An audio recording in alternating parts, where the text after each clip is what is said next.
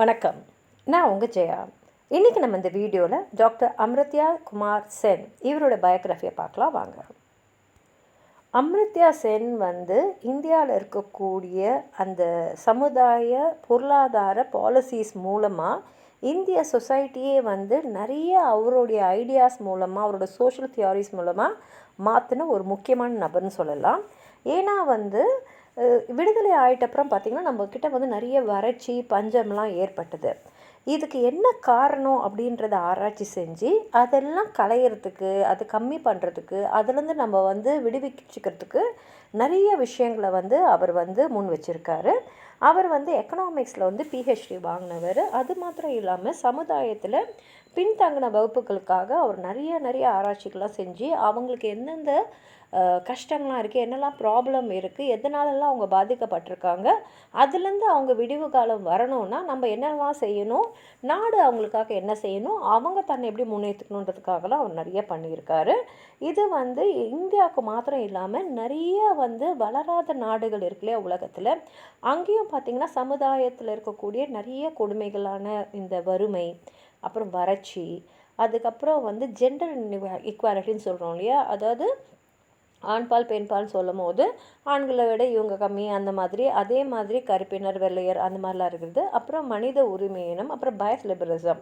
அதாவது லிபரலிசம்னா ஒரு மாதிரி சுதந்திரமாக இருக்கிறது, ஆனால் அந்த சுதந்திரம் கூட ஒருபட்ச தலையாக இருக்கிறது தான் பயஸ் லிபரலிசம். இதனாலேயே அவரை the conscience and the Mother Teresa of எக்கனாமிக்ஸ்ன்னு நிறைய பேர் சொல்லுவாங்க. அவர் நிறைய புஸ்தகங்களை அவருடைய எண்ணங்களை வெளிப்படுத்துகிற மாதிரி சமுதாயத்துடைய நலத்திட்டங்கள்லாம் என்னெல்லாம் செய்யலாம், என்ன மாதிரியெல்லாம் சமுதாயத்தை முன்னோக்கி எடுத்துன்னு போகலாம் மாதிரி நிறைய புஸ்தகங்கள் எழுதியிருக்காரு. எல்லாமே நம்ம ப்ராக்டிக்கலாக செய்யக்கூடிய மாதிரி எது நம்மளால் அடைய முடியுமோ அதுக்கான வழிவகையோடையே அவர் அதை எழுதியிருக்கிறதுனால இந்த மாதிரி பிரச்சனை இருக்கிற நாடுகள்லாம் அவருடைய எண்ணங்களை எடுத்துக்கிட்டு அவங்க அது மூலமாக முன்னேற பார்த்துருக்காங்க. அம்ருத்யா சென் ஒரு ஹிந்து பிராமின் பெங்காலி ஃபேமிலியில் தான் சாந்தி நிகேதன், அது வெஸ்ட் பெங்காலில் இருக்குது, அங்கே பிறந்தார். ஆனால் அவரோட முன்னோர்கள்லாம் பங்களாதேஷோட கேபிட்டலான டாக்கா அந்த இடத்துல தான் இருந்திருக்காங்க. அவரோட குடும்பம் நல்ல ஒரு படித்த ஒரு குடும்பம், நல்ல பணக்கார குடும்பம். அவங்களுடைய தாத்தா கிருஷ்ண மோகன் சென், அவர் ரவீந்திரநாத் தாகூரோட ரொம்ப நெருங்கிய நண்பர். அதே மாதிரி அவங்க அம்மாவுடைய அப்பாவும் சுகுமார் சென்னு சொல்லிட்டு சீஃப் எலெக்ஷன் கமிஷனர் ஆஃப் இந்தியாவாக இருந்தவரோட நெருங்கிய தொடப்பில் இருந்தால் சொல்லப்படுது. அவங்க அம்மா குடும்ப தலைவியாக இருந்திருக்காங்க. அவங்க பேர் அமிதா சென். அவங்க அப்பா அசுதோஷ் சென் கெமிஸ்ட்ரி லெக்சரராக இருந்திருக்காரு.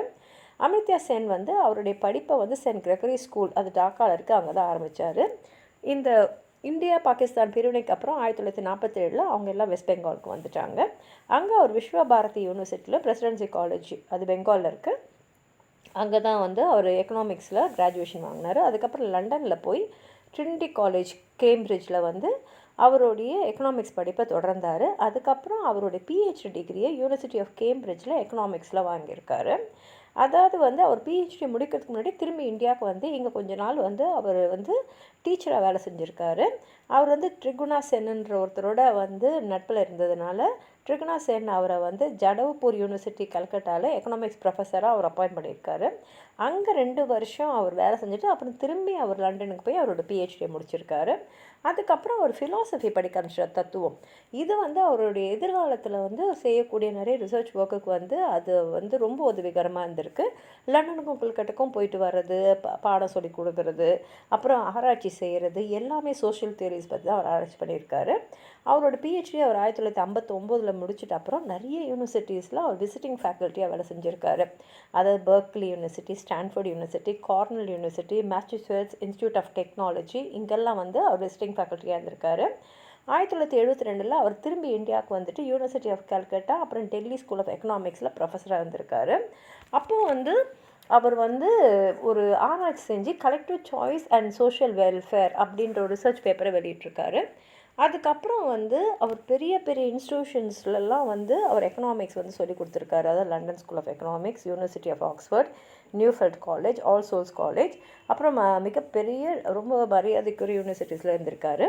சின்ன வயசுலேயே அவர் இங்கே இருக்கக்கூடிய அந்த கடுமையான வறட்சி, அந்த உணவு தட்டுப்பாடு எல்லாம் அந்த ஃபேமின் பார்த்ததுனால நிறைய சமுதாய புரட்சிகளை கொண்டு வரணும். அதுவும் இந்த வளராத நாடுகளில் அவருடைய அந்த சமுதாய பொருளாதார பாலிசிஸ் மூலமாக உணவு பற்றாக்குறையை தீர்க்கணும் அப்படின்றதுல ரொம்ப ஆர்வமாக இருந்தார். இதுக்காகவே அவர் வந்து நிறைய விஷயங்களை வந்து செஞ்சு இந்த ஏழைகள்லாம் முன்னேறணும், அவங்களுக்கான நலத்திட்டங்கள்லாம், அதுவும் சமுதாயத்தில் பொருளாதாரத்துலேயும் சமுதாயத்தில் பின்பற்ற கம்யூனிட்டிஸ்க்கெலாம் வந்து நம்ம எதாவது செய்யணுன்றதில் அவர் நிறைய விஷயங்கள் பண்ணியிருக்காரு.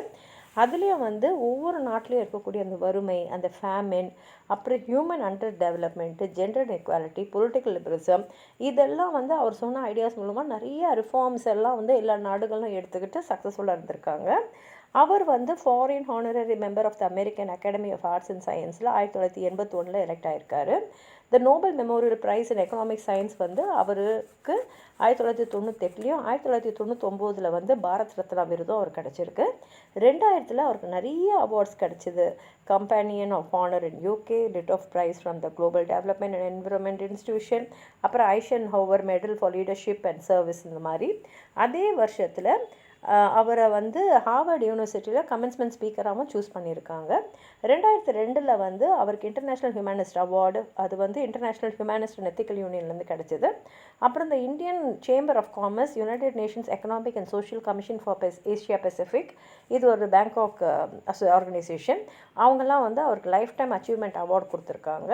அவர் நிறைய விஷயங்களை வந்து அவர் எழுதியிருக்காரு. எல்லாமே சமுதாயத்தில் ஒரு மாற்றத்தை ஏற்படுத்தக்கூடிய விஷயங்கள் தான்.